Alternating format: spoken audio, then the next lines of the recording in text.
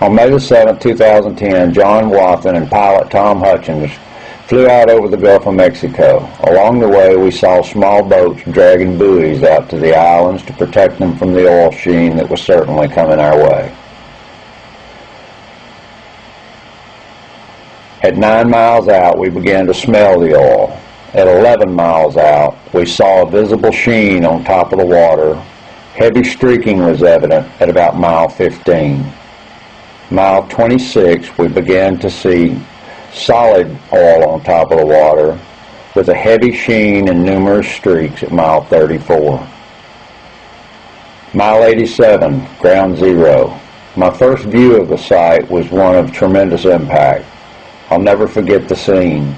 These are not small boats. While standing at a dock looking at them, they look like large ships. They're dwarfed in comparison to what I see on the horizon. Nothing but a red mass of floating goo that could have been prevented and should have been prevented.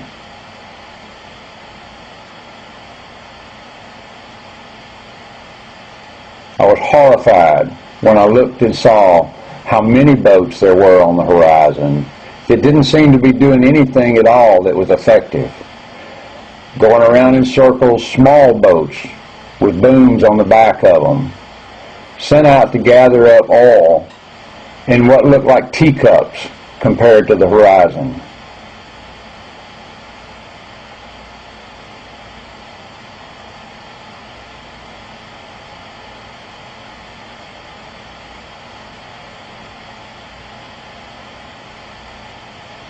We counted 30 boats in the pictures, all floating around while this stuff was headed for shore.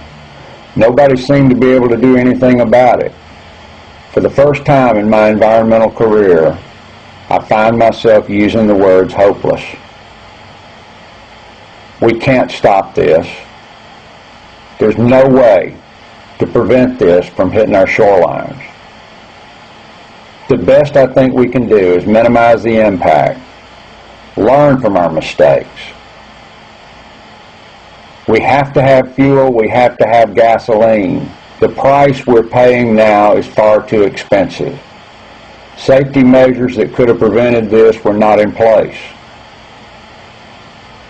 It's time for our government to step up to the plate and take responsibility for what's happening on the shores of our country. Several waterkeeper programs along the coast have already been impacted, and many more are expecting landfall.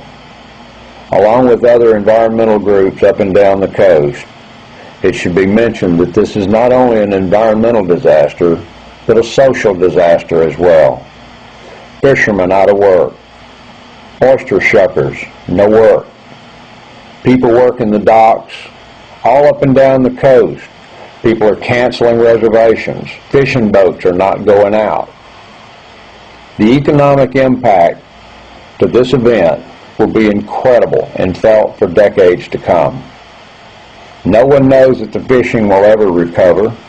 No one knows if the Gulf will ever heal from this. One thing for certain, we must learn from the mistakes that have been made here. This cannot happen again. The Gulf appears to be bleeding. Will we ever be able to stem the tide? Will we ever be able to put a stop to this? Will the Gulf ever heal? As far as you can see on the horizon now, there's these mats of this reddish pink sheen. It was easy to find our way back to shore. All we had to do was follow the red. There was a perfect line of it leading from the rig toward the shoreline.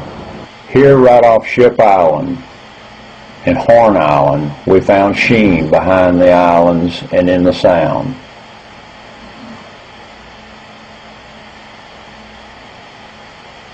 Preparations had been made, but will it be enough?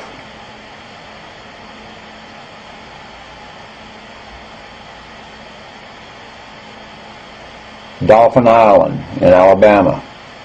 We saw sheen coming ashore at the far end of the island. That was on May the 7th. On May the 8th, they found tar balls.